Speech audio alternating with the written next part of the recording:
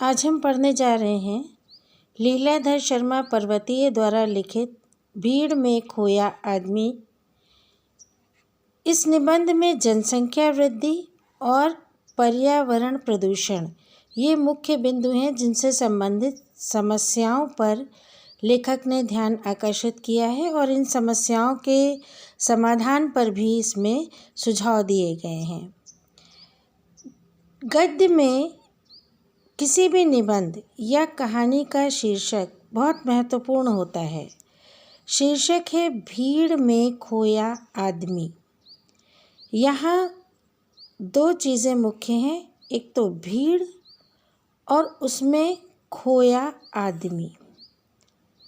मनुष्य किस तरह भीड़ के बीच में खोता जा रहा है। खोने से अभिप्राय यहाँ पर यह है कि वो किस तरह समस्याओं में घिरता चला जा रहा है। जिस तरह भीड़ में कोई खो जाता है तो क्या होता है, उसके सामने अनेक समस्याएं उत्पन्न हो जाती हैं।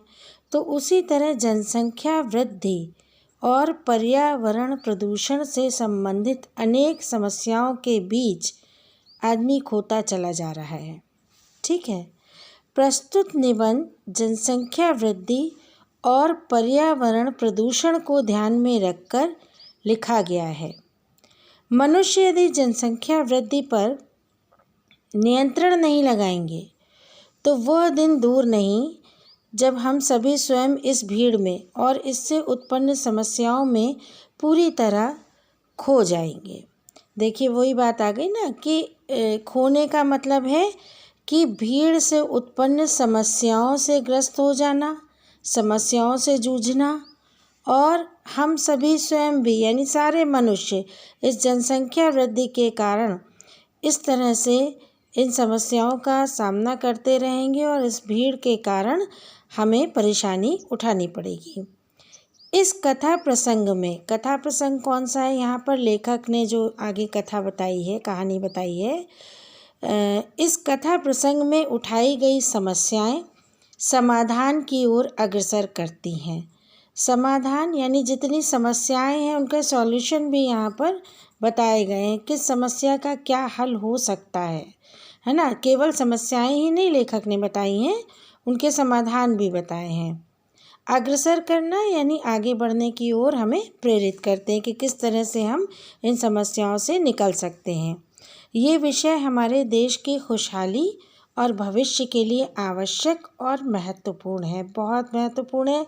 आप जानते हैं कि निरंतर हमारे देश की जनसंख्या बढ़ती चली जा रही है और अनेक लेखक, कवि, साहित्यकार ही नहीं बल्कि और लोग भी इस ओर ध्यान केंद्रित करते रहे हैं समय समय पर, और हमें इस विषय में जागरूक होना चाहिए।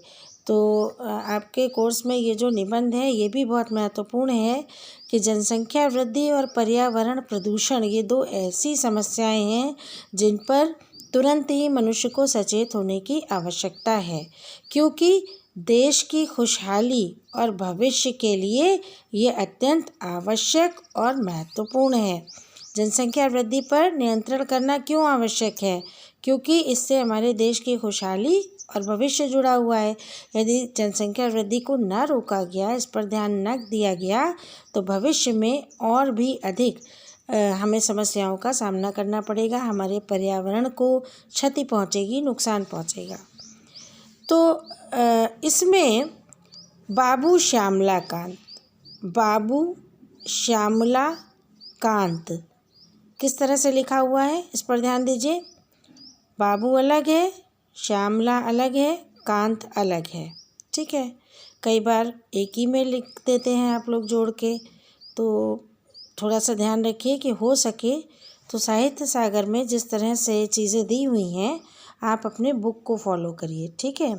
बाबू श्यामला कांत के अनियोजित परिवार का लेखा जोखा हमें परिवार के सुखी और संपन्न होने की दिशा में सोचने पर मजबूर करता है।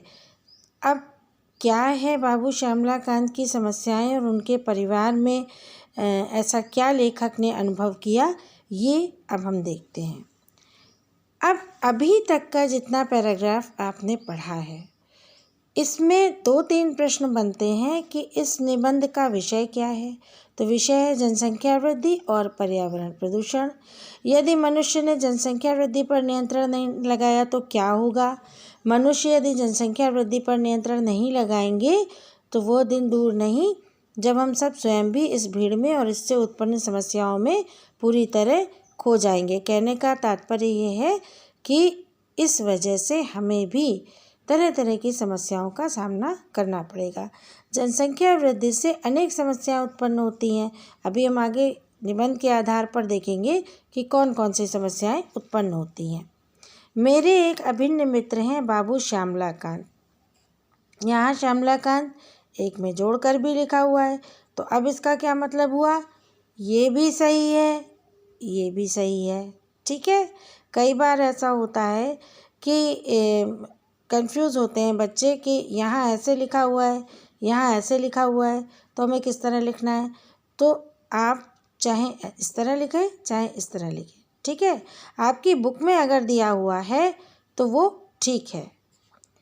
एक अभिन्न मित्र हैं बाबू श्यामलाकांत, सीधे साधे। अब यहाँ देखिए श्यामलाकांत किस तरह के व्यक्ति हैं। अगर ये प्रश्न आता है तो श्यामलाकांत एक सीधे साधे, परिश्रमी, ईमानदार, किंतु निजी जीवन में बड़े लापरवाह।